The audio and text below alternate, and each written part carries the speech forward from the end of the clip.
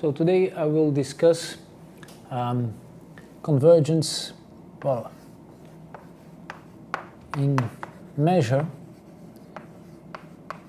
to convergence in LP.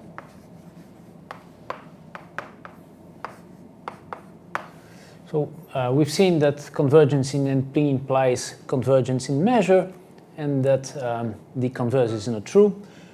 So we want to introduce some assumptions which will guarantee that convergence in measure will imply convergence in LP.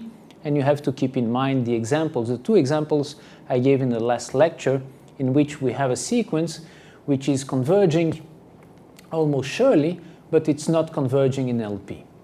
So this shows that we can't have convergence in measure implying convergence in LP. So before I state the main result of this lecture, I will introduce two definitions. So the first definition, it's about, well, it's equicontinuous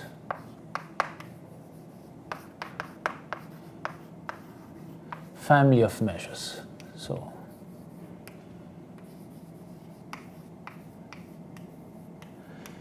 we have a family nu alpha, alpha in a certain index set I, and we'll say that this family is equicontinuous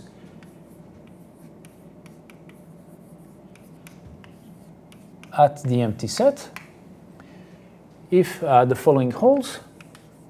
Well, if for any sequence bk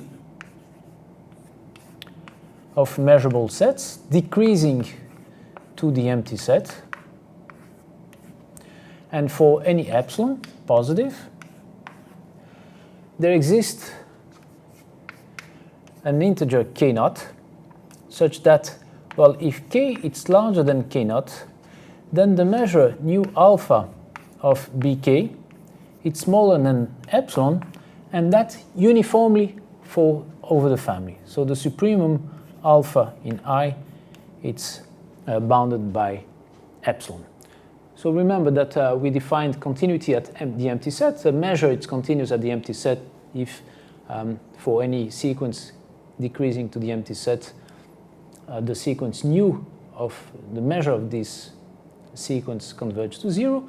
Here we are just requiring this property to be uniform on the family nu alpha, right? So that for any decreasing sequence of subsets converging to the empty set, and for any epsilon you can find k naught such that if k is larger than k naught, then these measures are uniformly bounded by epsilon. So this is what we'll call a family which is equicontinuous at the empty set. So this is the first definition. Let me now introduce the second definition, which is a family. So definition 2. Again, I have a family nu alpha, alpha in I, and I will say that it is uniformly absolutely continuous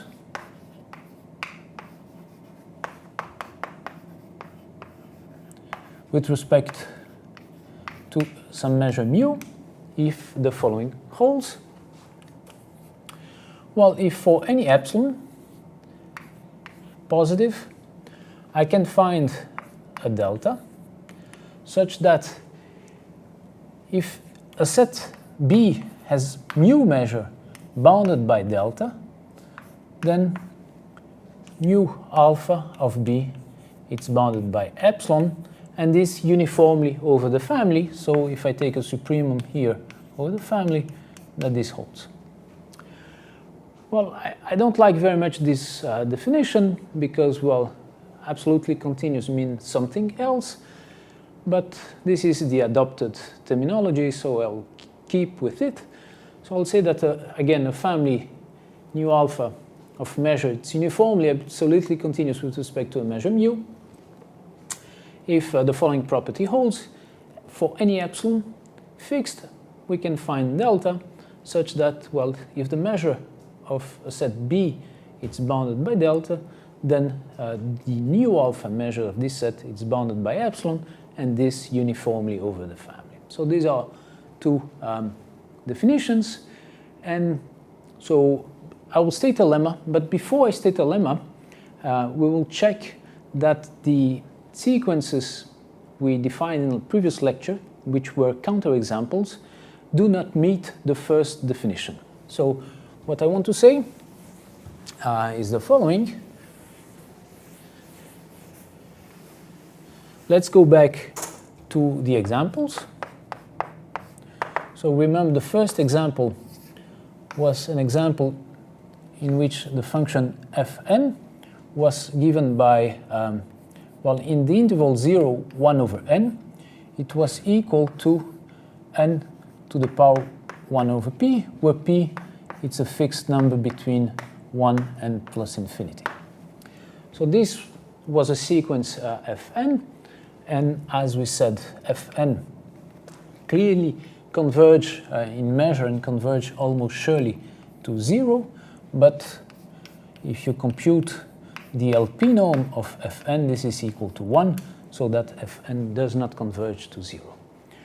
Now, once we have these functions fn, we can define a measure nu n by the following equation. The measure of a set A with respect to nu n will be just the integral of over the set A of fn to the power p d mu. Okay. So this measure nu n, since fn belongs to LP, this measure f nu n, it's finite, and moreover it's absolutely continuous with respect to the measure mu. What I claim is that it's not true that nu n it's equicontinuous at the empty set. So I'm claiming that this measure defined, this family of measures defined by this formula, is not equicontinuous at infinity. So to prove that, I have to exhibit an example of a sequence of sets decreasing to the empty set, and for which we don't have the bound which appears in the definition. So let me define this sequence. So let me represent by bk just the interval 0, 1 over k. So this sequence, it's clearly decreasing to the empty set. But now, if you consider nu n of bk, so in order for this measure, for this family of measure to be equicontinuous, for any given epsilon, I have to exhibit an integer k naught, for which the following property: if k is larger than k naught, then uniformly in n these measures are bounded by epsilon. Well, but if so, here is 0k. So if I take n larger than k, so the interval 0, 1 over k will be larger than the interval 0, 1. Nu n of bk, by definition, is just the integral over bk of fn to the power p d mu, and mu in our example is the Lebesgue measure, which I'm representing by lambda. So you see, well, on the interval bk, since n is larger than k, this integral is just the integral from 0 to 1 over n, and this integral is equal to 1. Okay? So whatever k fixed, we can always find n larger, for all n larger than k, this measure is equal to 1, and therefore it's not true that these measures are uniformly small if k is large. So this family, it's clearly not equicontinuous, and now I will prove that the other class of example, the second example, is also not equicontinuous. So let's remember the second example. The second example, we had defined a sequence of functions gn. So gn was equal between 0 and n. Gn was given by 1 over n to the power 1 over p. So it's clear that Gn belongs to Lp, and that the Lp norm of Gn is equal to 1. Okay. It's also clear that Gn converge uniformly to 0. So this was a second example in which you have a sequence of functions converging in measure to 0, but not converging in Lp. Now let me define the measure nu n by the same formula. So this is the integral over the set A of the p power of the function Gn. And here again I'm taking the Lebesgue measure. And what I claim is that this family is not equicontinuous at the empty set.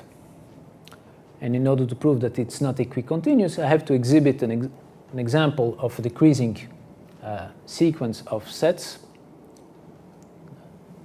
which are decreasing to the empty set. So in this case, I will take Bk as the set k infinity. So it's clear that Bk it's decreasing to the empty set. And now if I compute the measure of Bk, the nu n measure of Bk, let's say, so let me take here k infinity. So let me take n which is larger than k again. So by definition, this is the integral of the set Bk of Gn power p d lambda. So you see, since n is larger than k, well, this integral will be just the integral between k and n of 1 over n. So this is 1 over n, and the integral from k to n. So this range is going from n to k. And so you see that here again, if I take n converging to plus infinity, this expression will converge to 1. And therefore, well, for this family of sets, we do not have a uniform convergence as k goes to infinity to 0, because, well, if we take n sufficiently large or large enough, very large, these measures are in fact very close to 1. So in the two examples, the family of measures nu n defined by this formula is not equicontinuous at the empty set. So now I can state the main theorem of this lecture. It reads as follows. Well, suppose that you have a family Fn of functions which belong to Lp.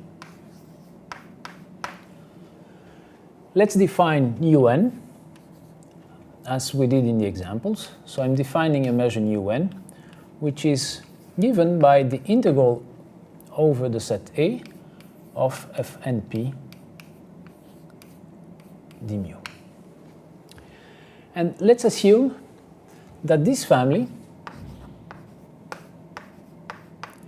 is equicontinuous at the empty set.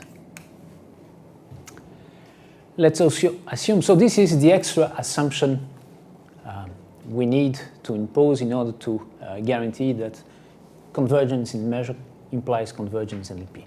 So let's suppose that Fn converge in measure to some function f. Then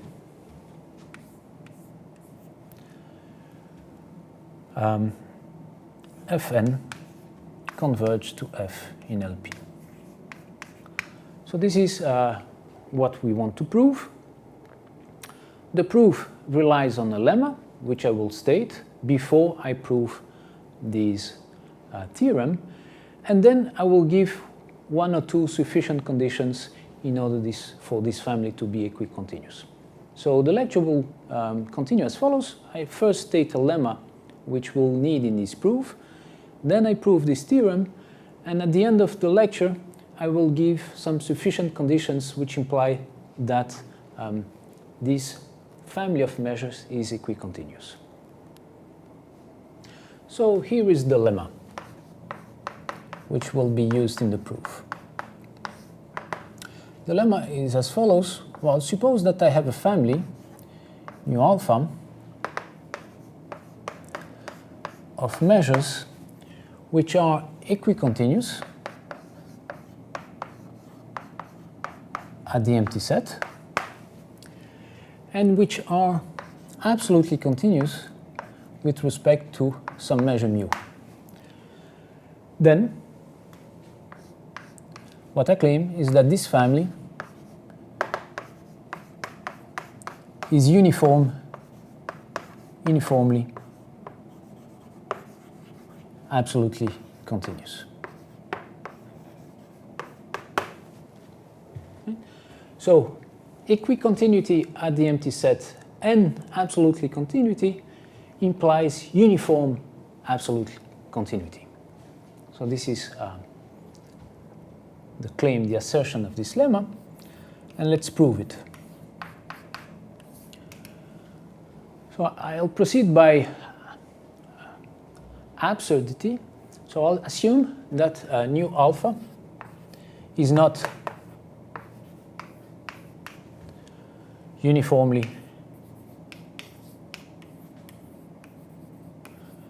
absolutely continuous.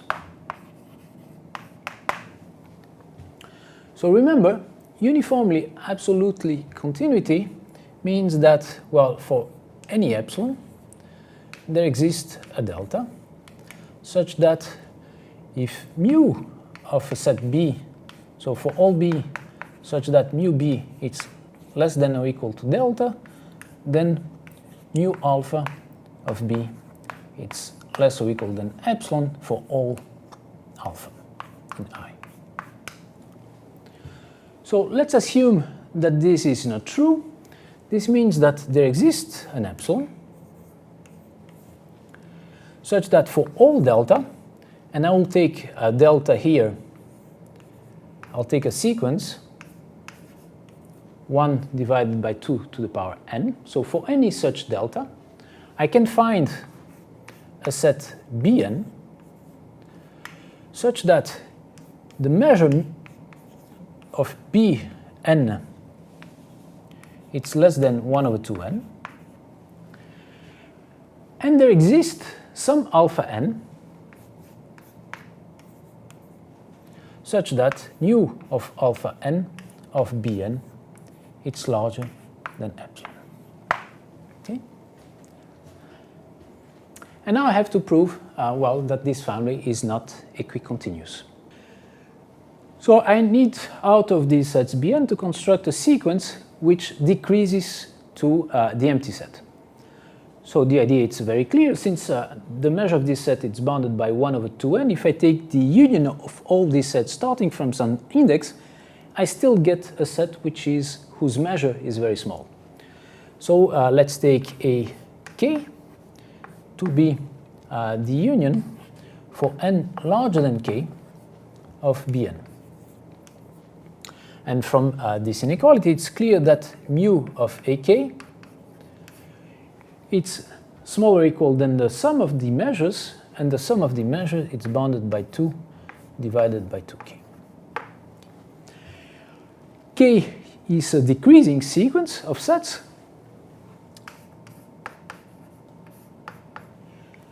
Well, but it does not decrease to the empty set. Well, it decreases to the intersection of these sets. So AK, it's converging to the intersection for all j greater than 1 of the union of n larger than j of Bn. And I will call that set A. So AK, it's converging to that set. And what do we know about that set A? Well, it's clear that mu of A,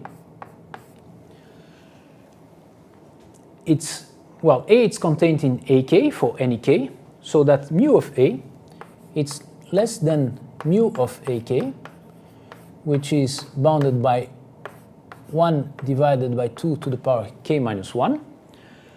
This is true for any k, which means that mu of A, it's equal to 0.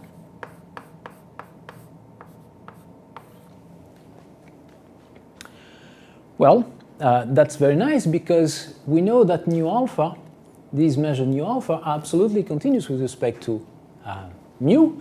So that means that nu alpha of A are also equal to 0. So let me erase this line in order to complete the proof in this space. Well, AK is decreasing to the set A. This means that AK minus A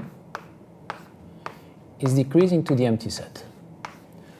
So here is a family of sets which is decreasing to the empty set. And what do we know about this family? Well, what I claim is that it's not true that the nu alpha measure of these sets are small uniformly in alpha. Why not? Well, because nu alpha of A k minus A, since A it's contained in AK, and since A has measure equal to 0, well, the measure of this set, it's equal to the measure of AK. Right? Because, well, A is contained in AK, the measure of A is 0, therefore the measure of AK minus A is equal to the measure of AK. And AK contains BK. So this measure, it's larger than the measure of BK. Okay. So now, if I take the special alpha, which is that alpha k for which we know this bound, if I take that alpha, so alpha k in this formula, what I have is that the measure of this set, it's bounded above by epsilon. Okay. So we obtained a family of sets decreasing to the empty set, and for which it's not true that the supremum in alpha in I of nu alpha of AK minus A decreases to 0 because, well, this supremum it's bounded by epsilon. So this is a contradiction with the fact that nu alpha it's equicontinuous at the empty set, and this proves a dilemma by contradiction. So let's go back to the statement of the theorem.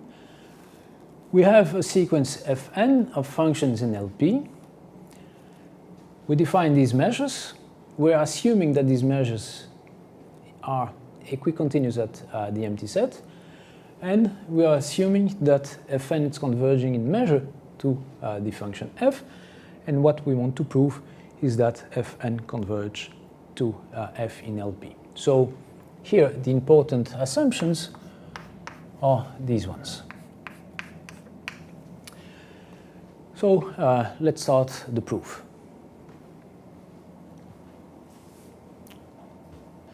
So proof, well, we'll proceed by steps. So step 1 will be to use the fact that mu it's sigma finite.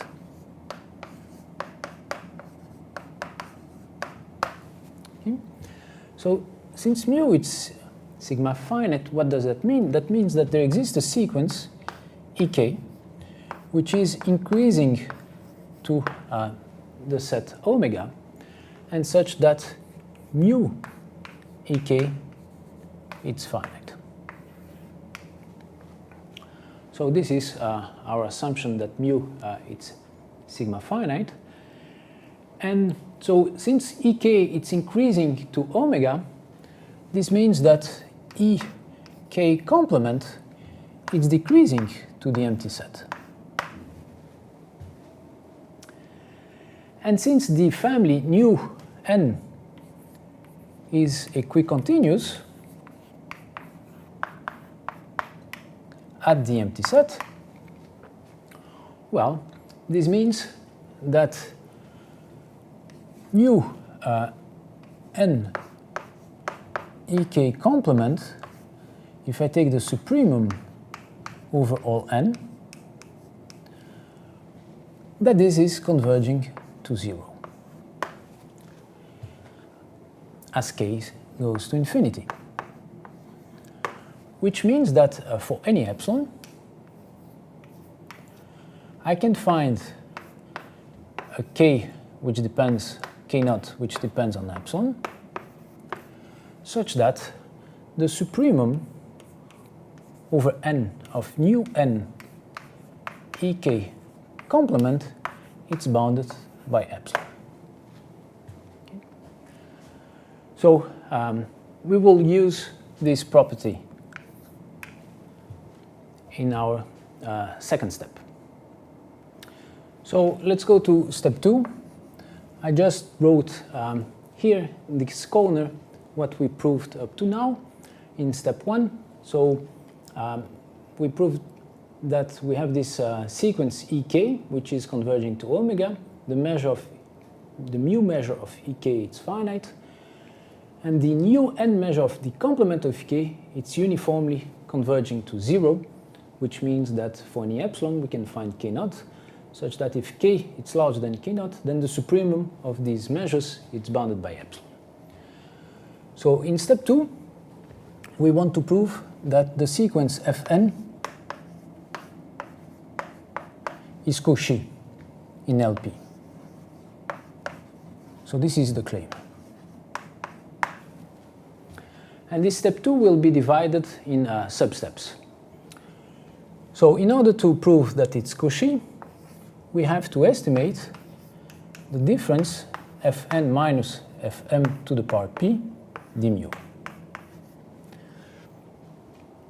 And we will estimate that by decomposing this integral in different subsets. So let's first rewrite this sum. So let's fix an epsilon positive.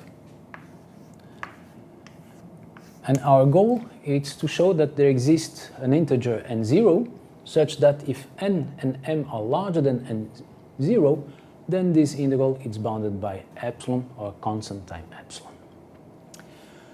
So in this first step, let's consider the integral over the set ek complement. And then we will use the first part of the proof. So we have to bound this expression. For that given epsilon, let me find k naught for which this property holds, and let's consider here the integral over the complement of a k naught. So by our usual bound, we know that this expression, what's inside here, it's bounded by 2p times the sum of the LP norms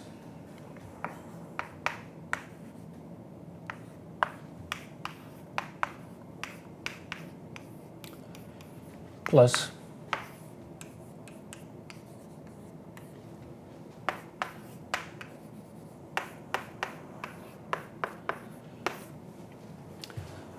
well, this is exactly nu n of e k naught complement, and this is by definition nu m of e k naught complement, and by the first step these two expressions are bounded by epsilon, so this piece here is bounded by 1 plus 2 at the power 1 plus p times epsilon, and this is our bound for the first term. So we proved that this term is bounded by 2 times 1 plus p epsilon, and this uniformly in n and m. This holds for all n and m.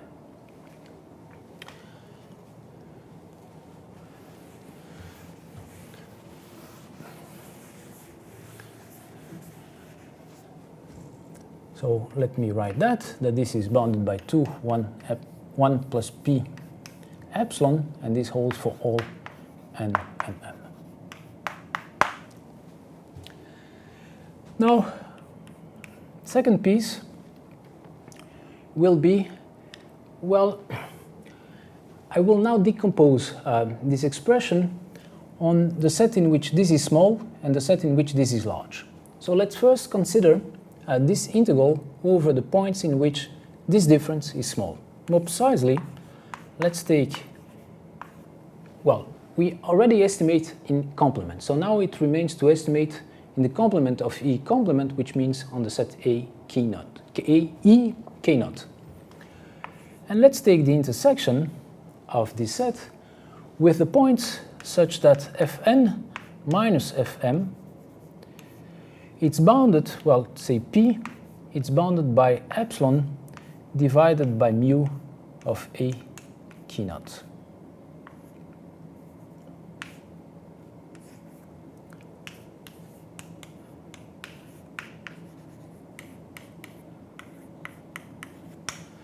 Right, so let's estimate this integral over this set. Well, here it's very easy, because since this difference is bounded by this number, we can just replace this expression by this number.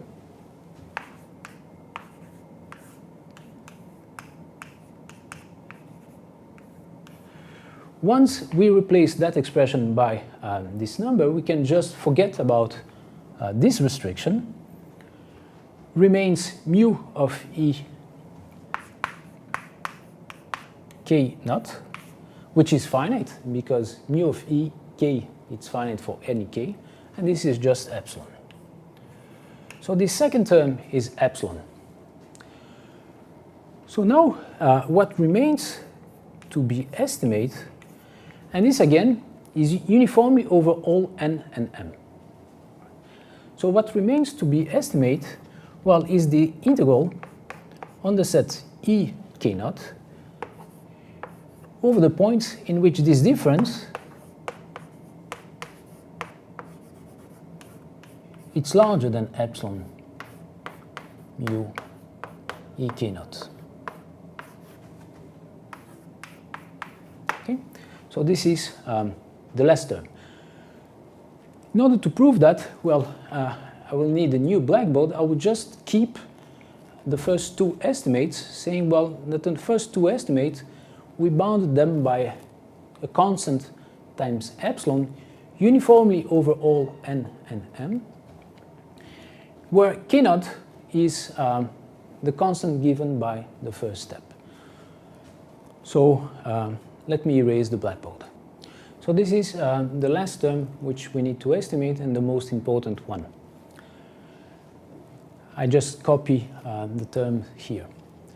So for that one, we'll again decompose in Fn and Fm.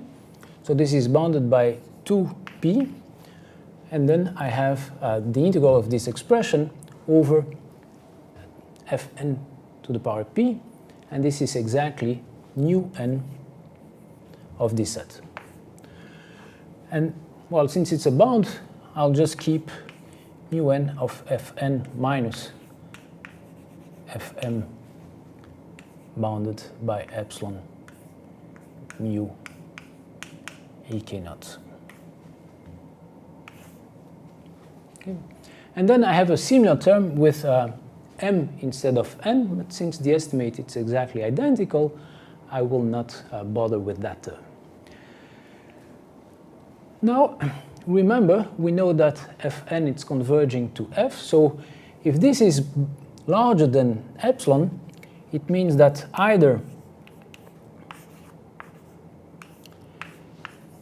Fn minus f it's larger than epsilon divided by 2 times mu of a key 0,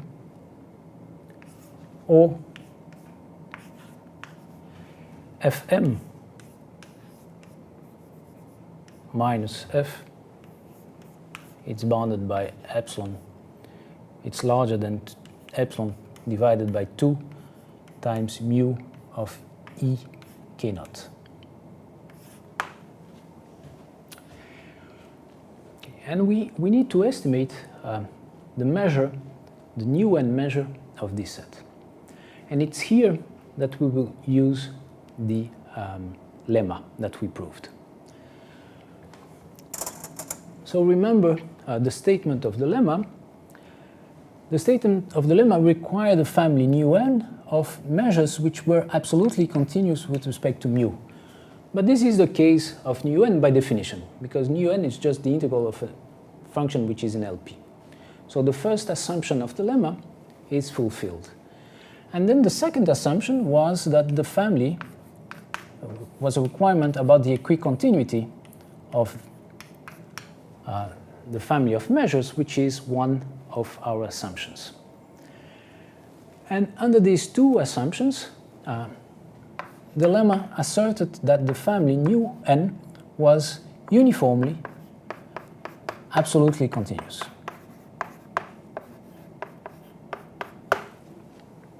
Right?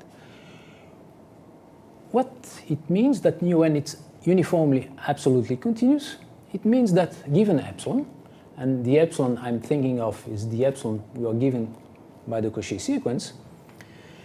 So given that epsilon, we know that there exists a delta such that if mu of a set B is bounded by delta, then mu, let's say j of B, it's bounded by epsilon for all j. So we will use this statement to bound these expressions. What do we know? Well, we know that the sequence Fn converge in measure to f and to measure with respect to mu. So what does that mean? That means that mu of fj minus f larger than, well, for instance, that number, epsilon divided by 2 mu of e k naught, well, we know that the measure of this set goes to 0 as j goes to infinity. Well, which means that given this delta, I can find n0 such that if j is larger than n0, then the measure of this set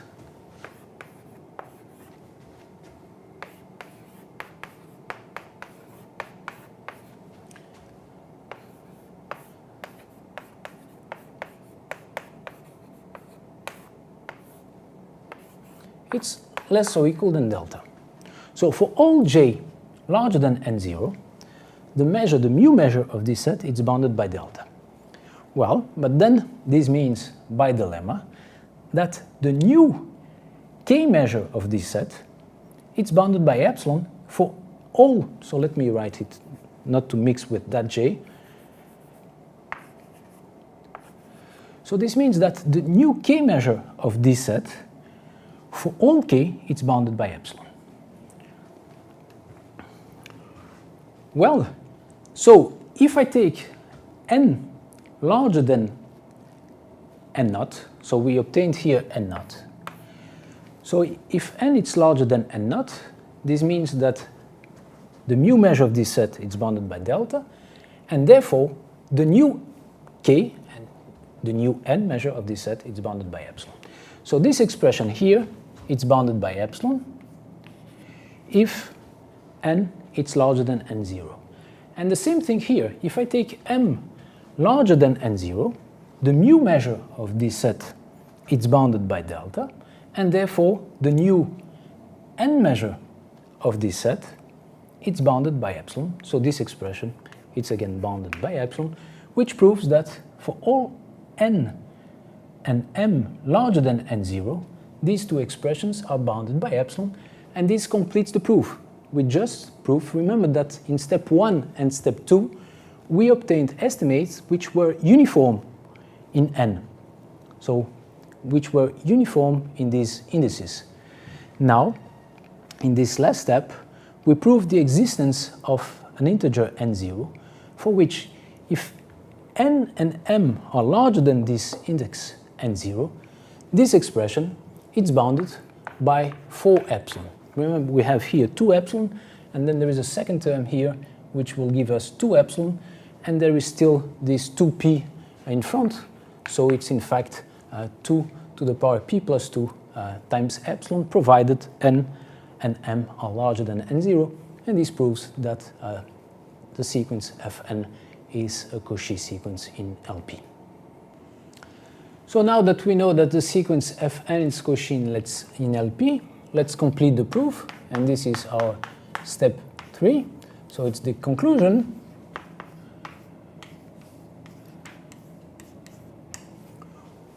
Well, we proved that if Fn is Cauchy in LP, then we proved that there exists a function g in LP such that Fn converges to g in LP. But we know already that Fn converges to f in measure.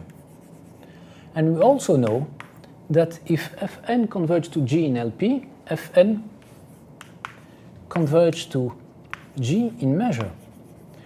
Now we have the same sequence which is converging in measure to g and converging in measure to f. And we have seen that in this case f is equal to g almost surely, which proves that Fn is actually converging to f in LP, and this proves the theorem. So this is the theorem. Now let's state some sufficient conditions which guarantee that nu n is equicontinuous at the empty set. So corollary, assume that Fn it's a family of functions in LP, and assume that there exists a function h in L1 such that Fn p it's bounded below by h. Then I claim that nu n is equicontinuous at the empty set. So, well, if you know that your family of LP functions Fn is uniformly bounded by a function h in L1, then you get equicontinuity at the empty set for free. And that's very simple.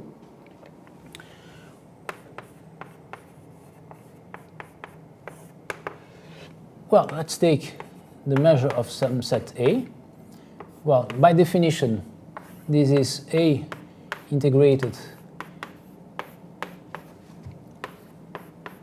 with respect to Fn at the power p, but Fn is bounded by h.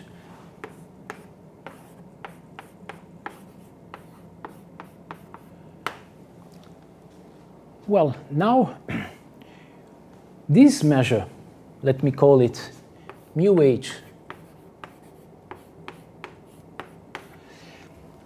This measure it's finite because h belongs to L1, which means that the integral of h d mu is finite. So the measure mu h, it's finite. Being finite, it's continuous at the empty set. So if I take any sequence bk converging, decreasing to the empty set, mu n bk, the supremum in n of mu n bk by this bound, it's less or equal than mu h bk,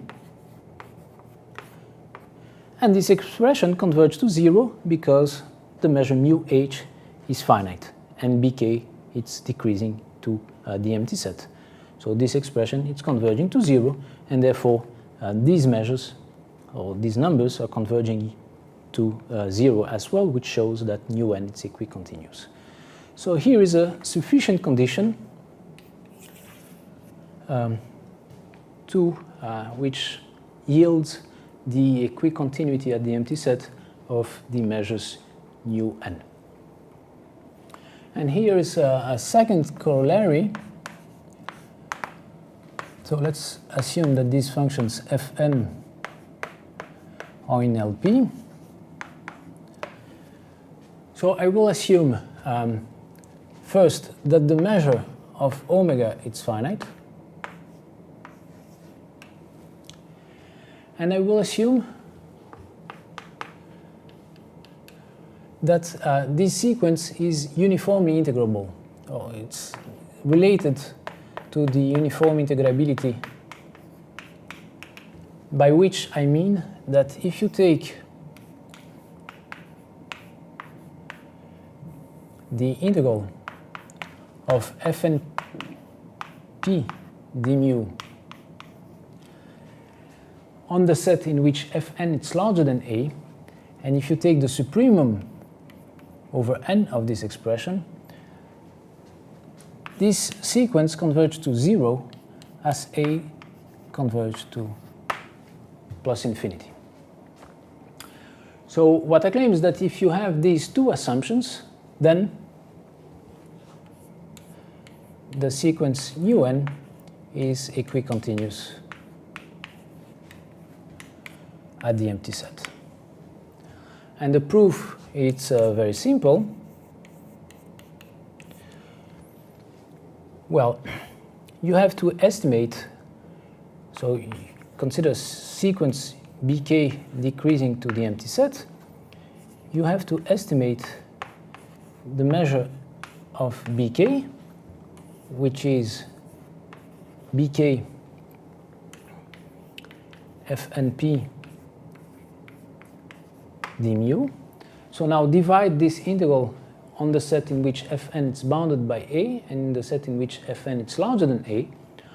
On the set in which fn is bounded by a, this expression it's less than a to the power p, because fn is bounded by a,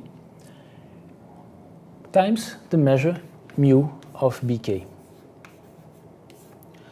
And then, well, you have another integral in which fn is larger than a. But in this one, let's forget that we are restricting our integral on the set bk, and this is simply bounded by the integral over the points in which fn is larger than a, fnp d mu.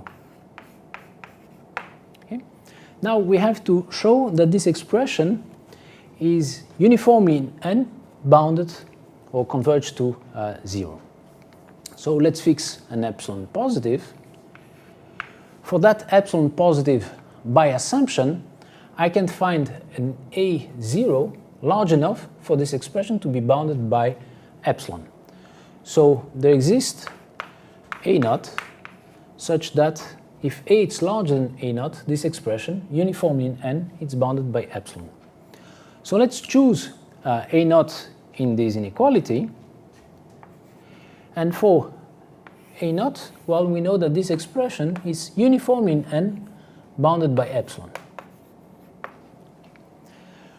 Well, now for that fixed a naught, we know that this expression, since mu it's finite, and since bk it's converging, decreasing to the empty set, this expression converges to 0. Therefore, this expression will be smaller than epsilon for all k large enough. And that proves that indeed the sequence nu(n) is equicontinuous at the empty set. And this concludes this lecture.